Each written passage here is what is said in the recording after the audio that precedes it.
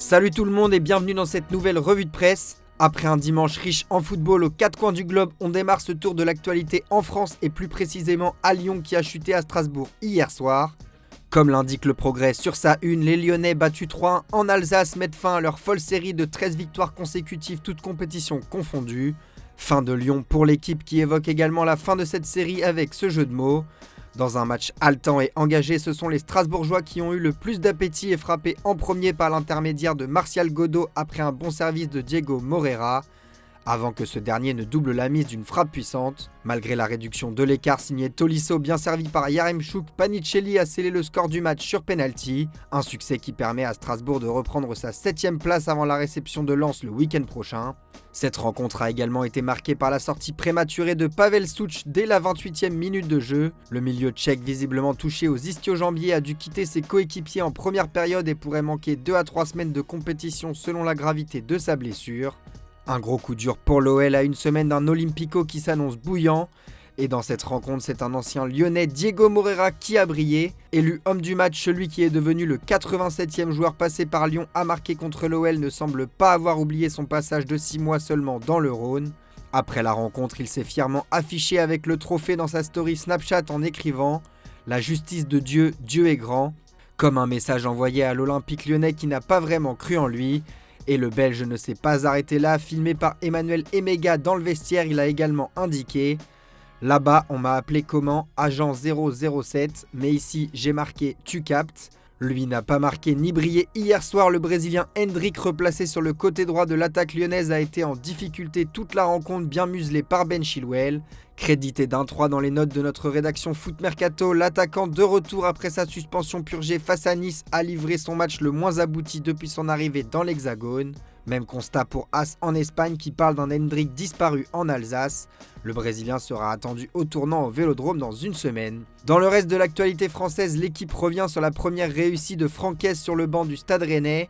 Solide vainqueur 3-0 sur la pelouse d'Auxerre, les Bretons poursuivent sur leur bonne dynamique amorcée la semaine dernière face au PSG. À quelques kilomètres de Rennes, le FC Nantes a enfin renoué avec le succès sur sa pelouse, victorieux 2-0 face au Havre. Un succès qui permet aux Canaries de revenir à hauteur d'Auxerre qui occupe la place de barragiste.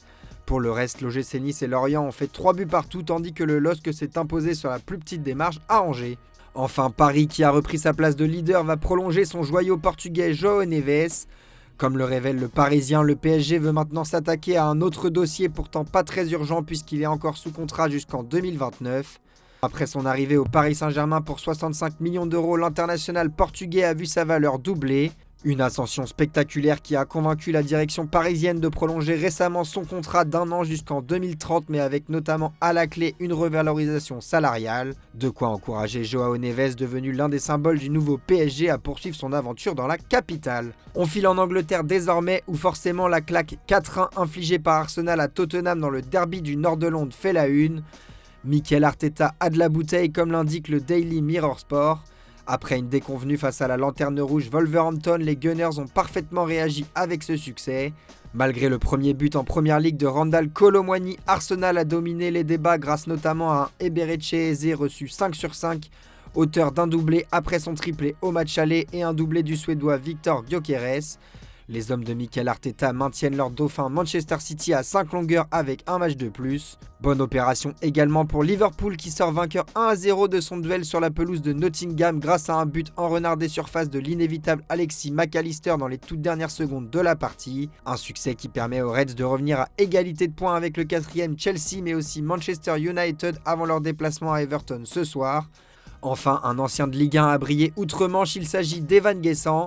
Evan Ed Glasner indique le Daily Mirror, un but précieux de l'ancien niçois dans le temps additionnel qui permet à Palace de l'emporter 1-0 face aux Wolves. On file en Espagne désormais et plus précisément en Catalogne où le Barça s'est imposé 3-0 sur sa pelouse face à Levante. Une autre fois leader indique Mundo Deportivo après le revers du Real Madrid hier face à Osasuna, les Blaugrana ont repris la première place seulement 6 jours après l'avoir quitté. Dans cette rencontre, un homme a particulièrement éclaboussé la rencontre de son talent, le portugais Joao Cancelo qui se revendique comme l'indique Sport. Placé au poste de latéral gauche, il a notamment délivré une offrande sur la tête de Frenkie de Jong et s'est montré très à son aise offensivement. De quoi rebattre les cartes pour la suite de la saison.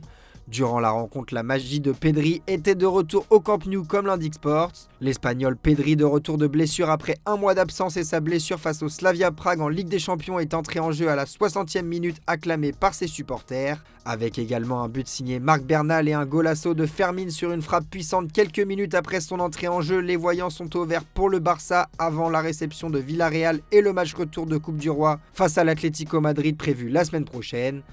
Après la rencontre, l'entraîneur allemand Hansi Flick était ravi de la réaction de ses joueurs qui restaient sur 2 défaites consécutives. La tendance n'est pas la même en revanche pour le Real Madrid battu samedi par Osasuna.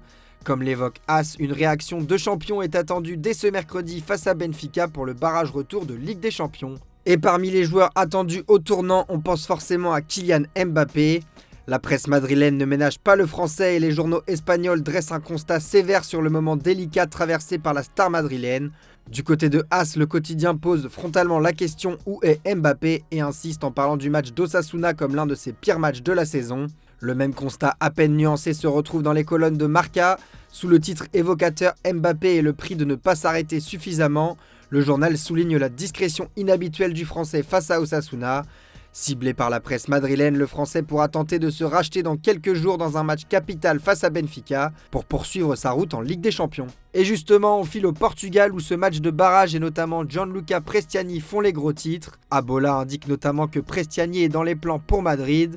Après une semaine largement dominée par la polémique autour de Gianluca Prestiani et des accusations lancées par Vinicius Junior suite au match aller en Ligue des Champions, l'Argentin qui continue de nier avoir proféré des insultes racistes pourrait ainsi jouer le match retour. C'est en tout cas le souhait de José Mourinho comme évoqué par Record.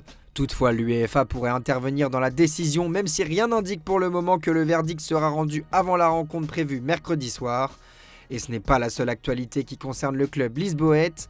Le club portugais est la risée des réseaux sociaux depuis hier. Après avoir invité le jeune garçon de 9 ans Rodrigo, devenu un héros au Portugal après avoir sauvé sa maman en appelant les urgences alors que cette dernière s'était évanouie dans sa voiture, Benfica qui a posté des photos des joueurs accompagnés du petit garçon se fait lyncher par les réseaux qui font référence à l'acte raciste subi par Vinicius il y a une semaine.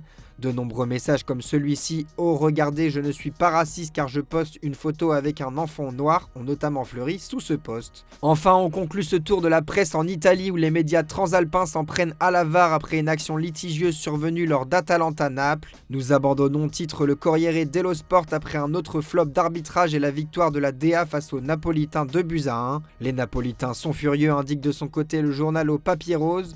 En effet, si l'Atalanta a renversé le Napoli et l'a emporté 2-1 à Bergame grâce à des buts de Mario Pasalic et Lazar Samardžić après l'ouverture du score napolitaine, le match a été marqué par 2 décisions arbitrales très discutées. D'abord un pénalty accordé à Naples puis annulé après intervention de la VAR, ce qui a stoppé l'élan des visiteurs, puis un but napolitain refusé pour une faute antérieure très litigieuse. Des choix qui ont fortement agité joueurs et dirigeants napolitains après la rencontre. Voilà les amis, c'est la fin de cette revue de presse, merci de l'avoir suivi et comme d'habitude on se donne rendez-vous en fin d'après-midi pour le traditionnel JT Foot Mercato.